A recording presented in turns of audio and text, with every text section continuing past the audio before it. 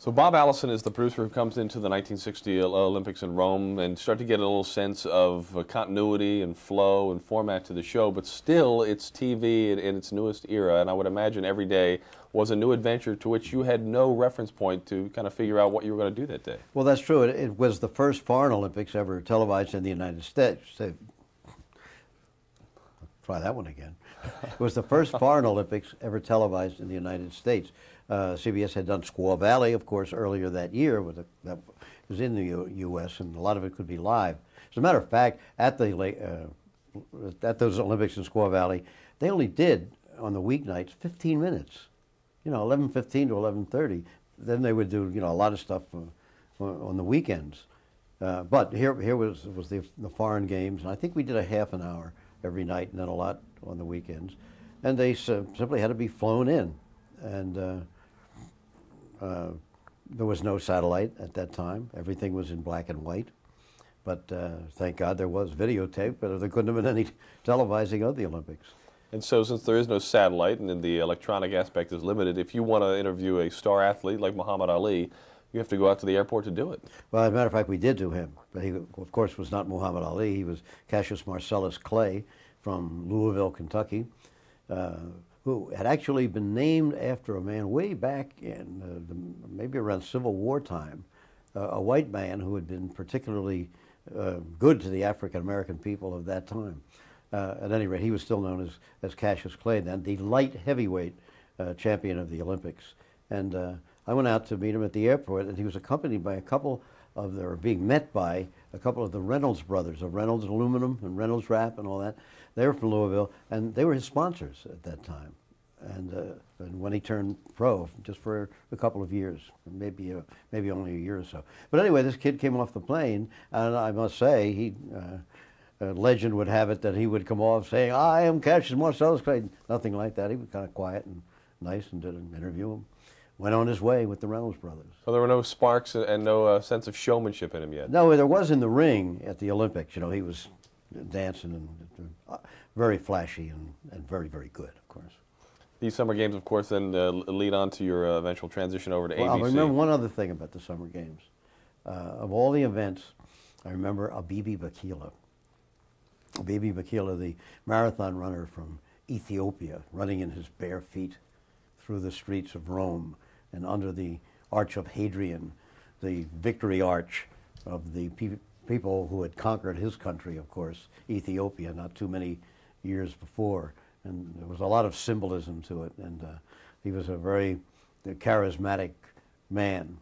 That event stands out in my mind more than any of the other Olympic things. As you then made the transition over to ABC, having done the first foreign Olympics on television back in America, did you think it would be something you would get to do again because you had the experience, or had you filed that away as a once-in-a-lifetime experience? Well, at that time, I didn't think of it either way, I guess. I certainly didn't think, well, maybe ABC will get the next Olympics and so forth. But I loved the idea of Wide World of Sports because although I love baseball, for example, I never wanted to be a baseball announcer doing at that time 154 games over one team, spring training, almost 200 games a year, and suppose they're in last place. I never wanted to do that. I like to do something different every week if I could, and here was that opportunity to be sure. Most of the sports I was doing, not all, we did a lot of major track and field, that sort of thing, and automobile racing and others. But a lot of it was sports that people had either never seen on television before or certainly not very often. But I liked that idea. Early impressions of Roone Arledge as you start to build the Wide World of Sports idea and get to know Roone a little bit better. Did you sense some genius, some greatness there, or was that something that kind of surfaced a little later on? I sensed that he was kidding me a little bit when on our first telephone conversation he told me about this summer replacement show that they're going to put on, and would I be interested? And he said, I think I should tell you it will involve a certain amount of travel. I think it was 5 million miles the last time they checked. And we'll cover a number of sports. And, some of the sports we would cover on the early days of Wide World of Sports, we had no research people.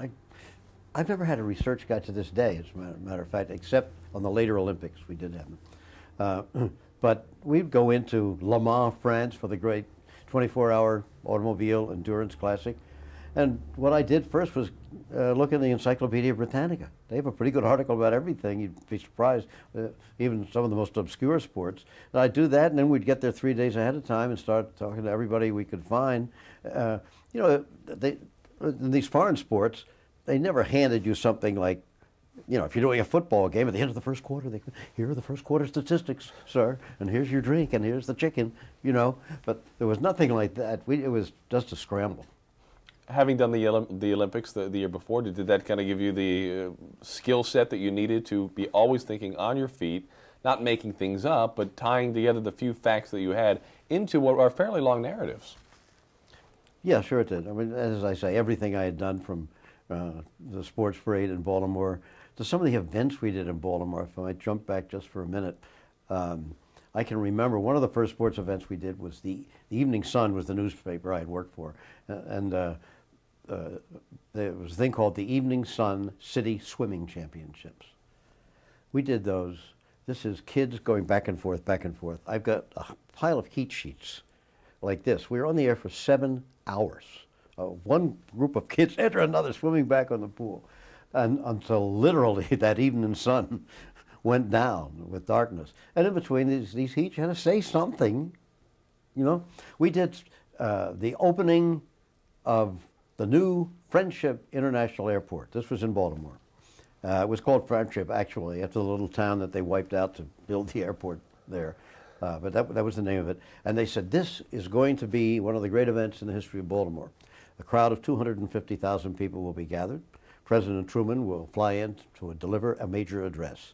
We are going to have, for the first time, airplanes from the state police hovering over and monitoring the traffic, which will be unbelievable. Well, instead of 250,000 people, they had 2,500 people, if they had that many. And they had all these events scheduled, you know, 8:30, fly-in of private planes, 9 o'clock, this and that and the other thing. You know, 8:30, a few planes flew in and had a little breakfast, and the guys flew out. And you know, by 10 o'clock, Truman flew in. They had a grandstand erected on the runway for 25,000 people. Truman flew in, looked around at these empty stands. Instead of a major address, he said a few nice things about the governor, got back in his plane and flew off to Independence, Missouri. Now it's 10:30 in the morning, and we're supposed to be on until 2 o'clock in the afternoon, and all the commercials had been sold to Marty's Restaurant, which was a big restaurant downtown at that time. The other announcer was a guy named Ad Wiener, who later became a well-known commercial announcer in New York under the name of Lee Stevens, not the first baseman with Texas. He was the other guy, so I'd say, well, that's about it out here, Ad. Now back to you in the terminal. I was out on the runway. He'd say, well, once again, we might look at the Bureau, which is almost nearing completion here in the terminal building, and blah, blah. Back to you, Jim. And I said, well, there's the runway. They'll be landing here pretty soon. For what? 4.5 hours. So, as I said, that's when you learn your stuff. And that's kind of the birth of those skills. Do you enjoy, at that moment, do you realize, I'm talking about early 60s, ABC Wide World of Sports, do you enjoy getting to showcase these skills that people can't go to college to hone? You either have the skill or you don't. You know, it's very difficult when people say, you know, how do you get into television? You've heard that how many times, you know. And the only answer I've come up with is, well, if you want to take the courses in college, communications, all that, go ahead. Personally, I think a liberal education and a little Latin and Greek and history and stuff like that will prepare you better. You can learn all the catchphrases in 6 months on the job. And in addition to that, everybody I know got into television a different way, you know. The main thing is simply not to give up. I mean, you just keep going into stations and getting on the air any way you can. You know, and the school television, great, that's fine. Dramatics, the way I did it, having been on television at that time. But don't give up and get on the air, if that's what you want. If you want to be behind the camera, that's different. I want to ask you about a specific show on the Wide World of Sports. Second show you do is from England? Yes. Yeah, that was the first foreign show. The first show we did was the Penn and Drake relays from Philadelphia and Des Moines, Iowa, both live on the same day, which was quite enterprising for those days. And I think, you know, even would be still today. But then we went to England to do the FA Cup final. FA standing for Football Association, football standing for soccer in our language, of course. This is, it's probably still Britain's biggest annual sporting event. It's a knockout competition. They had their league, as we have in baseball and football, but then instead of playoffs, I think they're getting into playoffs now, but not at that time. But instead of that, they had a season-long thing concurrent with the league schedule, and even amateur teams could get into it. And at the end, there were two teams who played at Wembley Stadium before 100,000 people for the championship of All England. And that was the event. Coming back from that event, you have a fairly historic conversation with Roone Arledge. Historic in that it kind of helps shape the show down the line, even though it struggles a little bit at first, where he shares his philosophy on what is the common theme of all of these sports, whether it's a lumberjack association, a soccer association, or the Little League World Series. Are you of like mind on the philosophy? Yeah, the philosophy is very simple. It was sports, like everything else in the world, is about the human beings involved. And by now we've heard that so many times it's cliche, but it wasn't at that time. And the idea was to focus on the individual. First of all, because that's what people are interested in. But secondly, because we're also going to do some of these fairly obscure sports. And the idea was if we can get them interested in the people, we can get them interested in the sport. Much more difficult the other way around. Also, Roone was very clever on our early shows. He knew that people did not watch in those days things like figure skating and gymnastics, believe it or not. You couldn't get 100 people to watch the national championship of gymnastics in those days. But he said, well, I'll put an auto crash show on there, and people will always watch an accident, and then they'll watch these other shows. He said, because I think they're going to like them once they see them.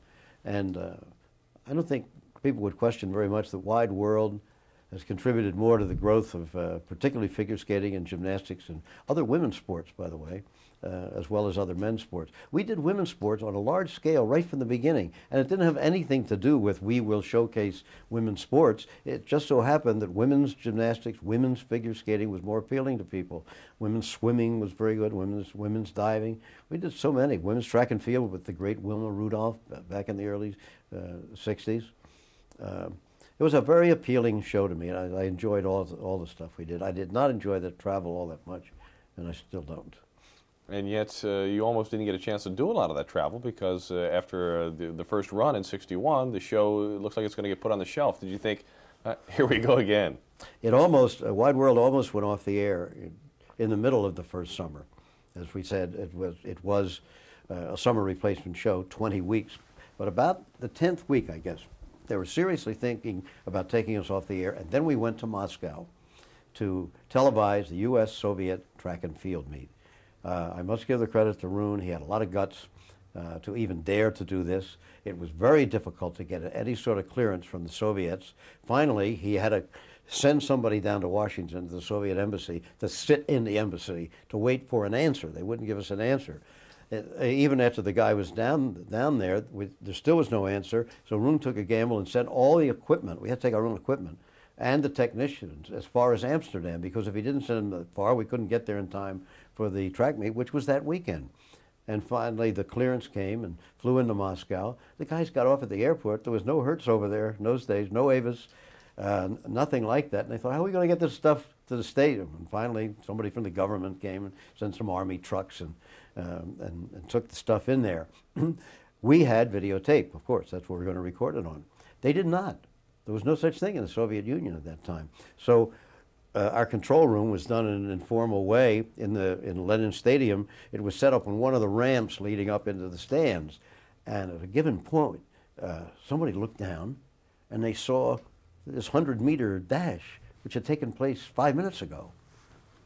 How could that be? You know, it isn't there anymore. And of course, it was videotape. And eventually, several hundred people came down and forgot the live thing that was out there, like they do at the racetracks now, and were down watching this miracle called videotape.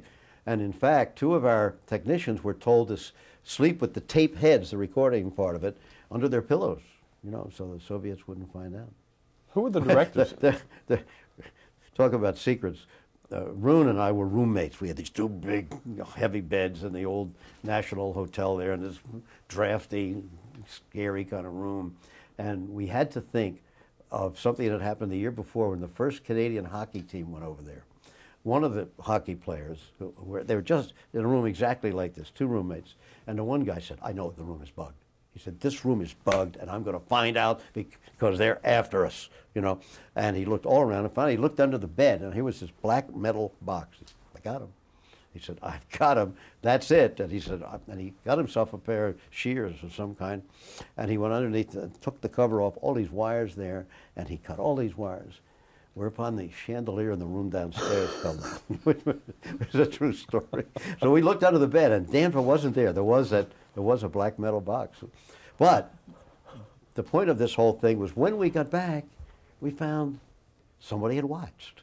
Maybe for the first time, the rating took a little jump upwards. Newspapers wrote something about this unprecedented thing of doing anything, even a news event from the Soviet Union in those days. So by the end of the summer, the ratings had gotten to the point where Tom Moore, who was then the president of ABC, who had a deep Southern accent, he was from Mississippi, and he said, you guys doing a good job. I'm going to bring you back on in January, see if it works as a steady thing. And sure enough, he did. The opening, people always asked about the opening. And actually, the first summer, it was different. The music was different, and the words were different. It wasn't Thrill of Victory, Agony of Defeat. No, it was something about sports in it, I don't know, endless, you know, whatever, something. And it wasn't very good. So we're going to go back on in January, and we're going up to tape the voiceover in the studio and the opening, and as always happened in television, as you know. We get up there, and I think that opening stinks. And I said, well, I do too. So we went into an engineer's room with a bunch of equipment sitting around, and we sat down and, you know, put some words together, not knowing that they would still be heard 37 or 38 years later about the thrill of victory and the agony of defeat. Who were some of the technical people and the directors, especially, that you recall from those early years of Wide World? Mac Himian was the big director, I would say, in those days. And shortly after, I guess a couple of years after we went on the air, Andy Sedaris, who's an independent, as he calls himself, a filmmaker, you know. He actually makes, he would tell you too, he makes these pot-boiling movies with gals with chests and, you know, all that sort of thing, and they distribute them at drive-in movies down south. But Andy Sedaris was and is one of the top sports directors around. Chuck Howard was production assistant when we went on the air, but very quickly rose through the ranks to become a producer. Another fellow named Jim Spence was the only, we had two production assistants, that's all. When ABC, when we were on the air, there were, I think, 8 employees of ABC Sports. Roone and a guy named Chet Simmons were sort of co-in charge, because a guy named Ed Sherrick, who had been running sports for ABC, was moved over to become vice president of sales. So these two guys were there, and Roone quite quickly took over. And we had Hugh Beach, who had worked with me at CBS, and who had been the guy who suggested me to Roone for Wide World of Sports, by the way. They'd had a meeting, and they were kicking around the names of a number of sports commentators, and the guy said, well, he's doing baseball, and that guy's doing baseball. And we said, well, we'll call it Bob Neal in Cleveland. And Meathead, as he called himself, Hugh Beach, who still had this New England accent, said, sitting there like this, and he said, Burrhead would not do you wrong. I said, what are you talking about, Huey? And he said, Burrhead. He said, who's that? He said, you know, Jim McKay, the guy with the little skin-tight crew cut. And that's how that call was made, actually. So I always give him credit to my good friend, Hugh Beach. He was a wonderful guy. Now, obviously, the show develops this international flavor and this variety flavor, much like your variety show, but the variety of sports. How did Wide World find some of these events? You know, if you were a viewer, you just turned on Wide World of Sports, and you could see everything from auto racing to, you know, lumberjack competitions. How did the staff at Wide World find these, and who decided which of the sports got coverage? Ed Sherrick, who had been running ABC Sports, hired a guy named Roone Arledge, who had been producing at NBC. He had been producing Sherry Lewis and the Puppets, as a matter of fact. And he had another show on Sunday morning. I forget what it was called, but Roone told me, he said he did this show on Sunday morning, and he couldn't wait for the review in the New York Times the next day, and it said, "This program is a total abdication of program responsibility." You know? And we get our share of reviews like that too on Wide World from Jack Gould, who was then the critic of the New York Times. Where were we? On how you found the different sports and how you selected okay. them. It's a long story, which I don't think we have time for now. How Ed Sherrick, through another announcer, found Roone. And, Roone and this other announcer, I can't remember his name, had done a pilot for some kind of a show. I think it was about men, for men only, I think he called it. And Sherrick came over to watch it at the instigance of this announcer. And Sherrick watched the show, and he didn't like the show particularly. But he said, "Who produced it?" And he said, "This guy in the corner." He said, "The redheaded guy over there?" He said, "Yeah." So he said, "Would you come see me over at ABC?" And that's how he brought Roone over, hired him, and Roone did college football for 1 year. That ABC got it. And then the next year, he said, "Roone, I want you to go around the world, and I want you to see what sports events would be available. What is the possibility of televising them? What would they look like on television? And come back and write me a memo, because we aren't going to have baseball this year. We had baseball last year, but we got a big hole in our schedule from 4:30 to 6 on Saturday afternoon. And maybe if we could get something on this videotape, which was still fairly new, we could do this." Roone went around the world and wrote this memo, which was very impressive. And there was one rule of thumb from the start, and that was not do what later came to be known as junk sports, made-for-TV sports. That these had to be things that existed before we came along, which was true of the World Lumberjack Championships, which was true of the World Barrel Jumping Championships, of all of our shows, because, again, the emotions of the people had to be real. And we found they're even more real, if that's possible, than we had thought. We did the World Barrel Jumping Championships at Grossinger's Hotel in the Catskill Mountains of New York. And, you know, we thought, what could this be? And when a guy named Kenny LaBelle from Lake Placid, New York, I've always remembered his name, broke the 17-barrel barrier, which was like the 4-minute mile to people in barrel jumping, but few there were, his wife cried. The other guys picked him up and took him around the rink in triumph, you know? We realized to these people, this was big. And I should have known then, but I had to learn one more lesson. We did where they crash into each other. Automobiles. Oh, the auto derbies. No. Later we did Demolition Derby. Later we did the now famous demolition derbies, where automobiles would crash into each other until only one was left, old jalopies. And there came to be a thing called the World Championship of Demolition Derbies. To qualify for the World Championship, you had to have won a demolition derby in New York State, Pennsylvania, or Maryland within the year. You know, that was it. But it was quite remarkable when you'd have 50 or maybe 100 guys in this World Championship to start, all crashing into each other. The same guy won it 2 years in a row. So I went down with my tongue deeply embedded in my cheek to interview this guy. All I remember, he was from Manassas, Virginia. He had a southern accent.